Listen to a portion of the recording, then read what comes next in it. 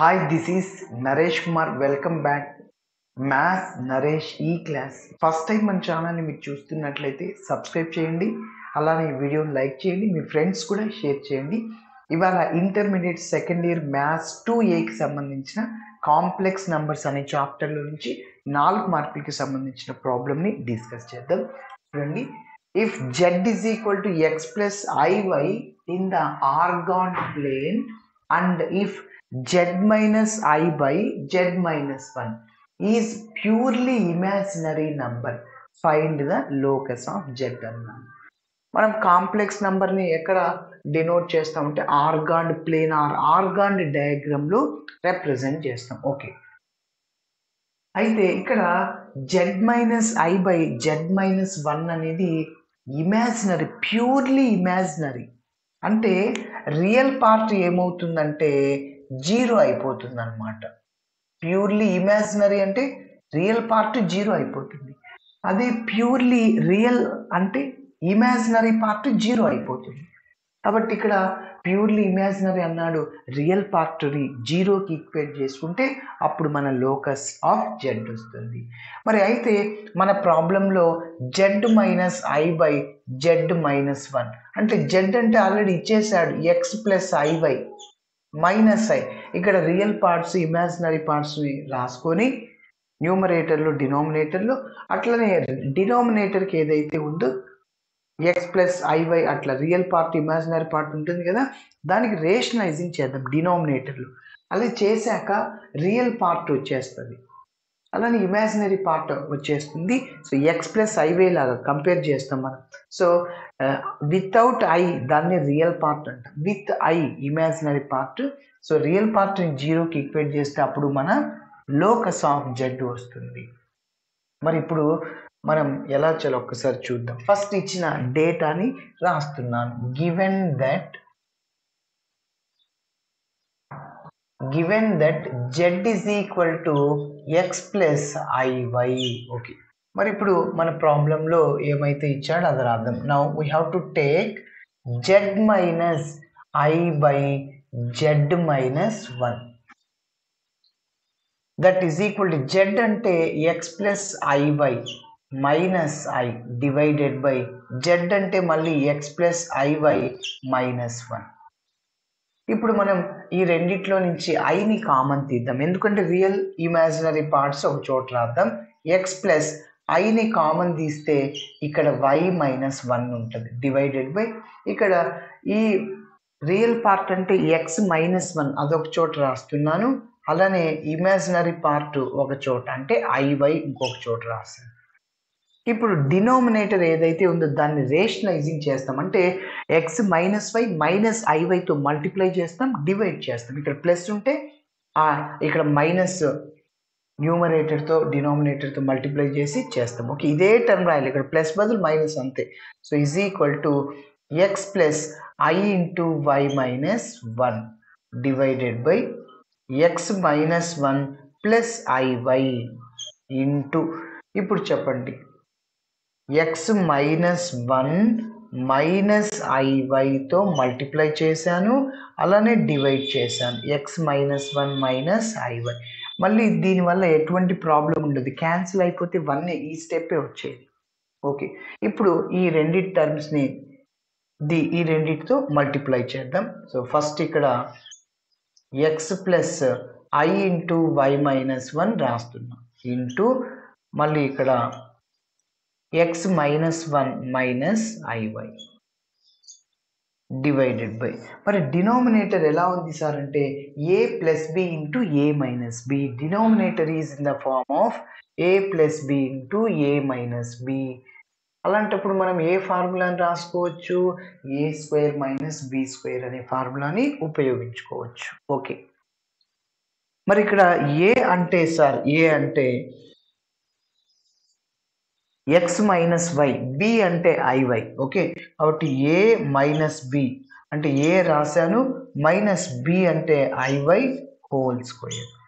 Okay, ఇక్కడ మీరు డినామినేటర్ని simplification చేయొచ్చు, ఏ మైనస్ బి హోల్ స్క్వేర్ని అప్లై చేసి మళ్ళీ ఇక్కడ మైనస్ ఐవై హోల్ స్క్వేర్ అంటే ఐ స్క్వేర్ వాల్యూ -1 అవుతుంది, మళ్ళీ ప్లస్ అయిపోతుంది, అట్లా చేయొచ్చు. కానీ ఇక్కడ ప్యూర్లీ ఇమాజినరీ అంటే రియల్ పార్ట్ 0 అవుతుంది కాబట్టి మీరు డినామినేటర్ని సింప్లిఫికేషన్ చేసినా చేయకపోయినా, ఫర్ ఎగ్జాంపుల్ రియల్ పార్ట్కైనా ఇమాజినరీ పార్ట్కైనా డినామినేటర్ కామన్గా వస్తుంది, అది రైట్ సైడ్కి పోతే 0 అయిపోతుంది. కాబట్టి there is no need to simplify in the denominator name simplification చేయనక్కర్లేదు. ఓకే, ఎందుకంటే 0 ఇంటూ ఎనీథింగ్ మొత్తం 0 అయిపోద్ది. సో దట్ ఈస్ ఇప్పుడు ఎక్స్తో ఈ రెండింటిని మల్టిప్లై చేయాలి, అంటే ఎక్స్ ఇంటూ ఎక్స్ -1. అదేవిధంగా ఎక్స్తో -iy మల్టిప్లై చేయండి, అంటే -iXy. ఓకే, ఇప్పుడు I ఇంటూ y -1తో x -1ని మల్టిప్లై చేయాలి, ప్లస్ I రాస్తున్నాను y -1 ఇంటూ x -1. ఓకే, మళ్ళీ ఇక్కడ చూడండి జాగ్రత్తగా, ప్లస్ మైనస్ ఏమవుతుంది, మైనస్ అవుతుంది. కానీ ఇక్కడ I ఉంది, I స్క్వేర్ వాల్యూ -1 అయిపోతుంది, కాబట్టి ఇక్కడ ప్లస్ అయిపోతుంది. ఇంకా ఏం మిగులుతుంది మనకి, y -1 ఇంటూ y మిగులుతుంది. Okay, so y into y -1. కాబట్టి ఇంకొకసారి ఈ స్టెప్ చెప్తున్నా, ఇక్కడ ప్లస్ మైనస్ మైనస్ అవుతుంది. సో కానీ ఇక్కడ I ఇంటూ I స్క్వేర్ -1 అవుతుంది, ఆల్రెడీ మైనస్ ప్లస్ అయిపోద్ది, మిగిలింది y ఇంటూ y -1. సో డినామినేటర్ని నేను అలానే రాస్తున్నాను, x -1 హోల్ స్క్వేర్. ఇక్కడ చూడండి I square into y square అయితే దీన్ని I స్క్వేర్ వాల్యూ -1 మళ్ళీ ఇక్కడ ప్లస్ అయిపోతుంది అనమాట.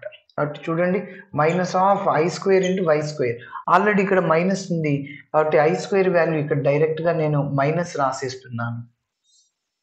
చూడండి -I square into y square, కాబట్టి మైనస్ రాసాను, I square value -1 minus minus plus y square అవుతుంది. ఓకే, ఇక్కడ లెఫ్ట్ సైడ్లో ఇంకేముంది, z -i by z plus 1, z -1. Okay, next ఇప్పుడు వీటన్నిటిని మల్టిప్లై చేద్దాం.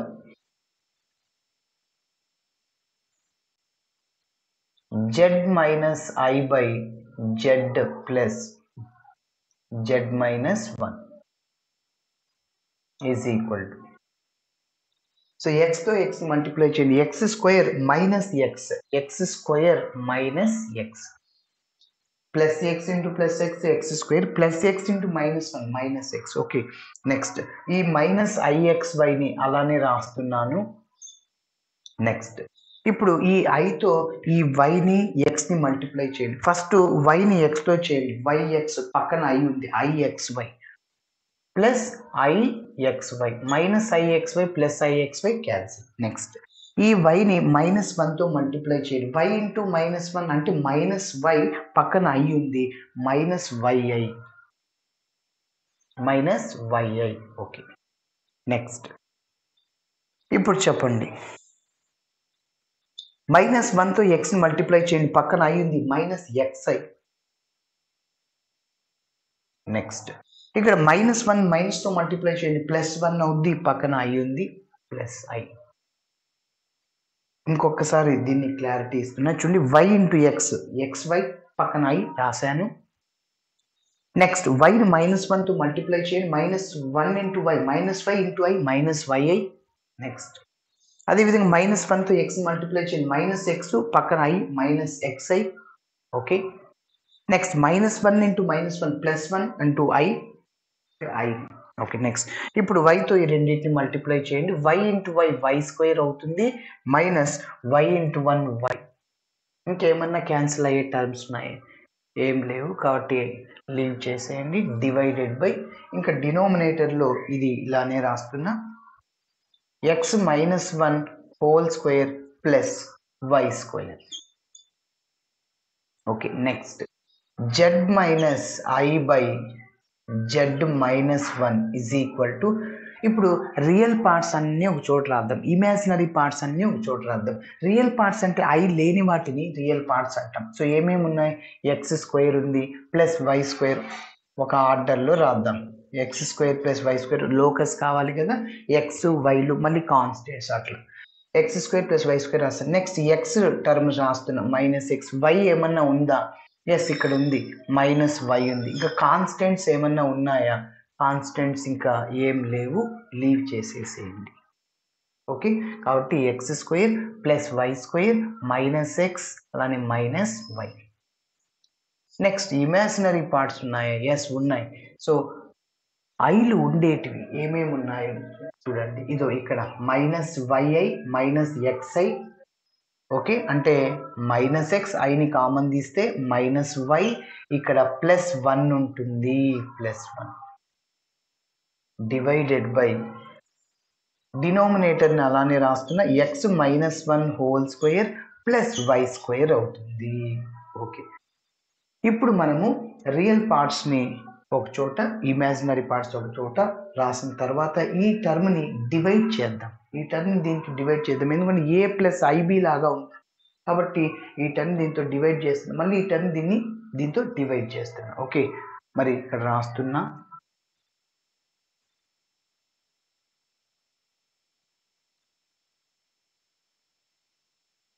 Okay, Z minus I by Z minus 1 is equal to X square plus Y square minus X minus Y divided by denominator ఏముంది? X minus 1 whole square plus Y square ఉంది. Okay,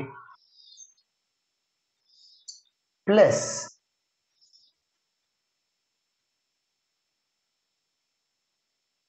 next ఇక్కడ ఏముంది? Minus X minus Y plus 1 divided by X minus 1 whole square plus Y square, పక్కన I ఉంటుంది. Okay, మరి ఇప్పుడు చూద్దాం. So మన ఎక్స్ప్రెషన్ అనేది Z minus I by Z minus 1, ఇదంతా ఈజ్ ప్యూర్లీ ఇమాజినరీ, అంటే రియల్ పార్ట్ అనేది 0 అవుతుంది. కాబట్టి అదే రాస్తున్నాను. Given that z minus I by z minus 1 is purely imaginary.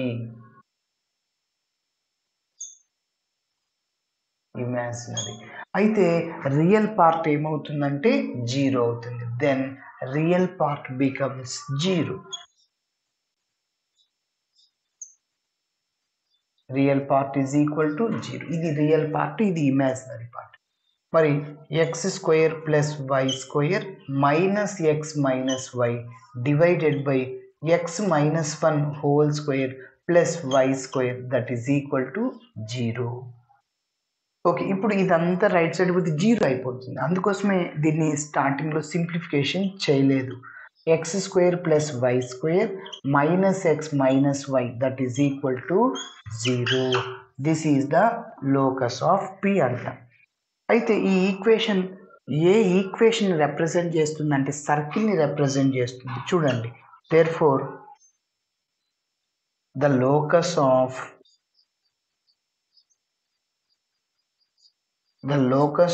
P is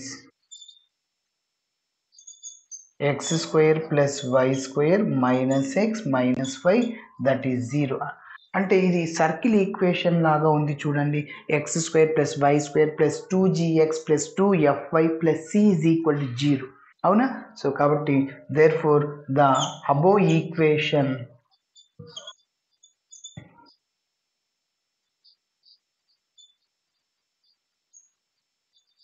represents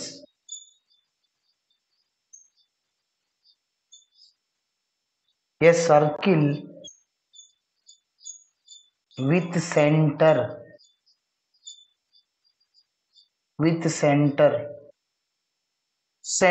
ఏంటో ఒకసారి చూద్దాం. మనం సర్కిల్ని జనరల్ ఫామ్తో కంపేర్ చేస్తే చూడండి, రఫ్లో X square plus Y square plus 2gx plus 2fy plus c is equal to 0 కదా. మన సర్కిల్స్ అనే చాప్టర్లో దాదాపు 100 పైన వీడియోలు ఉన్నాయి. ఓకే, చూడండి, మరి ఇక్కడ సర్కిల్లో మనం ఎక్స్, ఇక్కడ జనరల్ ఫామ్లో ఎక్స్ కోఎఫిషియంట్ 2g, ఇక్కడ ఎక్స్ కోఎఫిషియంట్ -1ని ఈక్వేట్ చేస్తే అప్పుడు g -1/2. అలానే y కోఎఫిషియంట్ మన ఫార్ములాలో ఏంటి 2f, ఇక్కడ -1, అప్పుడు f is equal to -1/2. C ఏమన్నా ఉందా? లేదు, జీరో, కాన్స్టెంట్ లేదు ఇక్కడ. 1 +1 -1 అట్లా ఉంటుంది, లేదు. ఇప్పుడు సెంటర్కి ఫార్ములా సర్కిల్లో ఏంటి? -g, అంటే మైనస్ అనేది ప్లస్ అవుతుంది, మైనస్ ప్లస్ అవుతుంది, అంటే సెంటర్ ఏంటి? 1/2, 1/2.